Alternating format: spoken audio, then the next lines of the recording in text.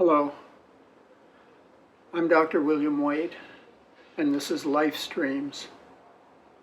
In our last episode, Warren shared a personal story, and we talked about how different experiences in our lives mold who we are and mold our attitudes. I was thinking about that for myself, and I went back to a time when I was in the third grade. In the third grade, I was a pretty, what I would call boisterous kid. The teachers might have called it something else, but I loved to jump and play and sing and dance. And one afternoon, the teacher had left the room, and I had gotten up on the table, and I was singing and dancing. Unbeknownst to me, the teacher came back in. She grabbed me by the ear and pulled me around and looked at me with fire in her eyes and said, "Young man, who do you think you are?" And as I remember that experience, I can actually feel part of the bodily memory of that. It was such a great shock to me. And as I look into my life, this was one of those events that really had a very strong impact on the rest of my life. Who do I think I am? Who am I? So much of my life has been devoted to attempting to answer that question. Life Streams is the result of that question and the experiences I've had since then to try to answer that question. Who am I? Or even more importantly, who are we and what's going on?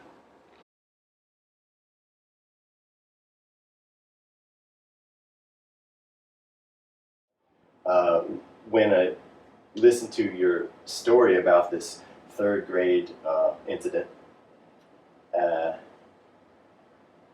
is we've talked before about how sometimes people get stuck and say, "I'm this type of person because I experienced this trauma.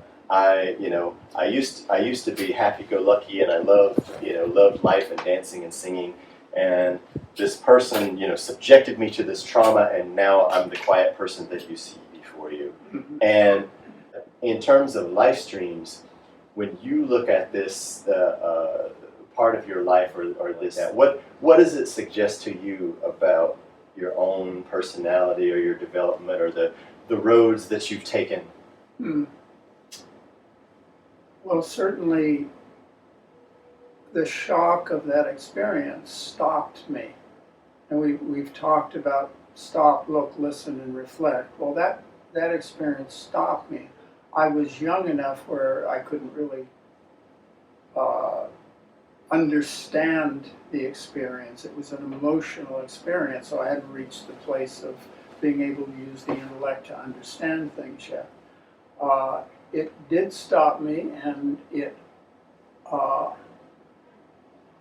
opened up this place inside I didn't know about. I was just the happy-go-lucky kid that sort of went on my way, and there hadn't been barriers very much in my life to stop me. And in that way, it was a potential opening and a potential learning for me. At that age, it's not the kind of thing that, like if it happens at 18 or 28 or 38, where we get stopped and then we can reflect on it. I was not able to do it at that point. But it did stop me, and it changed my behavior in the outside world. I became less expressive out there, and I became more circumspect. I started looking and wondering, who do I think I am? What's going on here? This was no longer my happy-go-lucky, I can do anything, I can do whatever I want to world anymore. My teacher showed me that there are boundaries here in the outside world. And as a result of that, I don't get drunk and take off my clothes and dance on tables when I go to bars, which is probably a good thing for everybody involved. Mm-hmm. Could be. It's a major responsibility that I've been tasked with as a teacher, as a mentor, as a leader, to to train kids, Sure. how they should go, and like what in our culture and in our society, what things are appropriate and what things are inappropriate, and yet at the same time, that that's a really effective tool to stop the behavior. Just walk up behind a kid, grab him by his ear, and yell as loud as you can. Yeah. And just and put we say put the fear of God in him. It's Right. like, well, I won't do that anymore. Sure. And and mission is accomplished. Mhm. And at the same time, it's this wonderful, the energy and the curiosity about life and the creativity that kids have. Nowadays, there's a very vocal, obvious conversation that educators are having about how do we foster creativity, because in the 21st century we need people who can think outside the box. And Right. if you if you shut it down when they're 9 and you expect somehow or another arbitrarily to be able to crank it back up when they're 15 or when they're in high school or when they're in college, you've kind of cut off your nose to spite your face. Right, right. So as long as you're looking at opening up and allowing expression versus cutting off and shutting it down, that kind of the either or way, then we're caught. We're caught in the conundrum that you're talking about.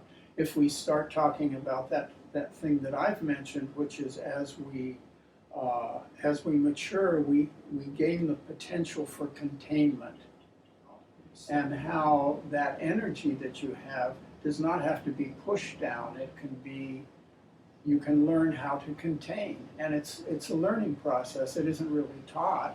I mean, I learned it when I was in therapy. I didn't have the slightest idea that I could sit and be angry and not start yelling at somebody if I was angry at them. I mean, you get angry and you yell. So that was what you're taught.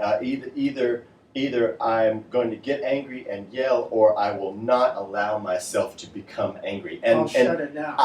I'm going to tell myself that that's even possible, that I can make myself not be angry. Right, and the only thing that I can do is I can shut off my system on a bioenergetic level, so that I tighten my jaw or I tighten my belly, and I end up with an ulcer when I'm 40 or whatever. And that's the whole psychosomatic thing that happens. We can't not express ourselves. That's impossible. The organism is an expressive entity until we die. Then we don't have to worry about it anymore. I painted a very exaggerated, kind of stark, it's on or it's off thing in terms of education. There's all kinds of different things about organization and classroom management and setting appropriate boundaries and all this kind of stuff. And yet, still, within the Western context, most schools aren't run like Montessori schools. Right. This is the other thing that occurs to me. It's like the system would have to come to grips with being very radically different from the way that it's been for the last century plus. That is the goal. That was the goal of school. To kind of cookie cut or rubber stamp these kids. And what we're talking about is the whole idea of the either or. Either we have the freedom or we have the oppression, but it's still the idea either or. So one of the things we can look at is the difference between content and process. So whatever content I teach, whether it be with a Montessori hat on or with a Nazi hat on, that's still content. And then there's the process underneath it, which can be talked about. It's like, okay, kids, here we are again in school again, and what's this all about? What are we doing here? What is this all about? And this isn't something, I never had any teachers suggest that there was a process going on underneath that had something to do with me in my experience as a child and related to me as I moved into the world. So I start talking to kids about, well, right now you're here, and this is how are you feeling now, and what is your life like, and what is your world like? What do you imagine it's going to be like when you're like your big brother who's 15, what is his world like?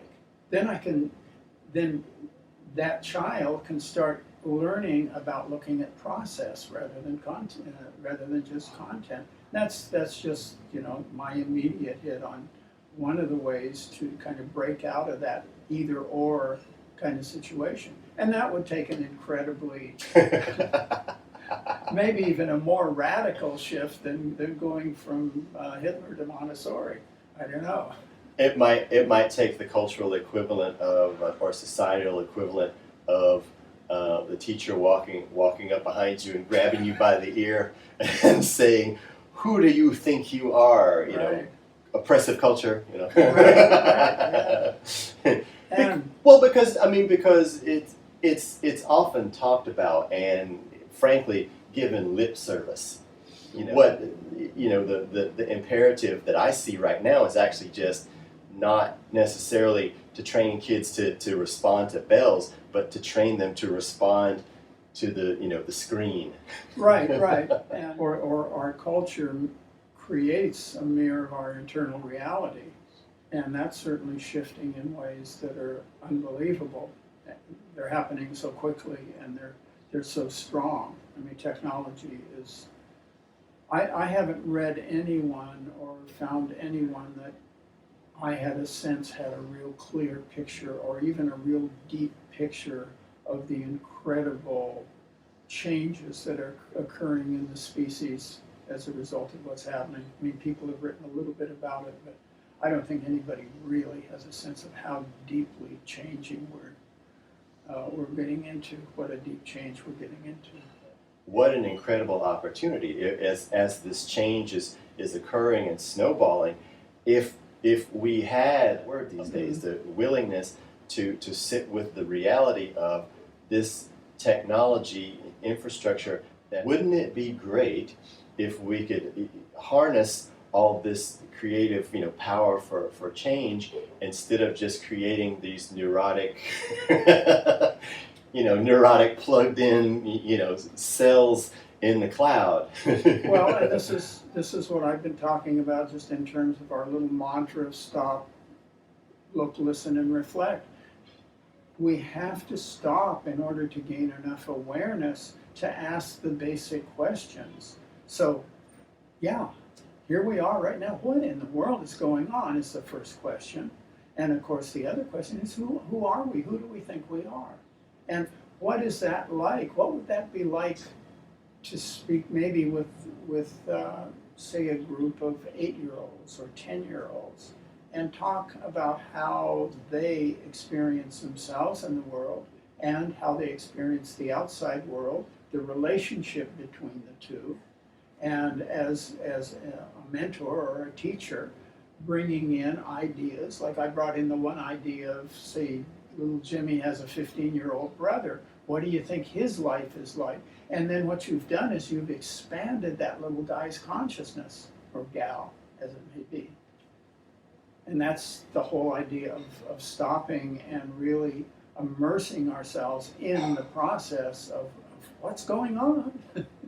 And what's so interesting is all these years later, the question still resonates and it shifts, because I am not William. I am a process that's been stamped with a tattoo called William that I respond to, but the energy, the awareness that is in that Williamness is constantly shifting.